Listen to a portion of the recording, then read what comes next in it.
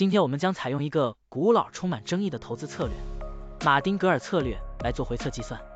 股票市场中，马丁格尔策略就是在股价下跌时增加投资，以较低的平均成本获得更多的股份，然后在股价上涨并达到盈利目标时，一次性卖出获利了结。如此周而复始，持续跟踪股价操作。现在，我们就设定一些参数，让 Stocktiny AI 帮我们生成程序，对 Ethereum、FUSD 进行回测计算。设定参数如下：最大买入次数7次，最大加仓比例 1.5 倍，每次买入股价下跌的比例 10%， 获利卖出的上涨幅度 5%， 运行时间从2023年1月1日到2024年5月2日，交易手续费设定为 0.10%。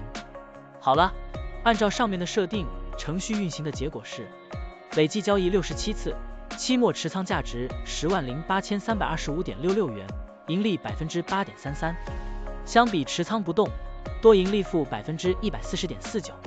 可以看到，橙色的持仓价值曲线比股价曲线更平缓。我们换一组参数，再尝试一下。最大买入次数5次，最大加仓比例 1.5 倍，每次买入股价下跌的比例 8%， 获利卖出的上涨幅度 3%， 这样就可以得到新的回测结果。累计交易84次，期末持仓价值119093.50元，盈利 19.09%， 相比持仓不动，多盈利负 129.72%。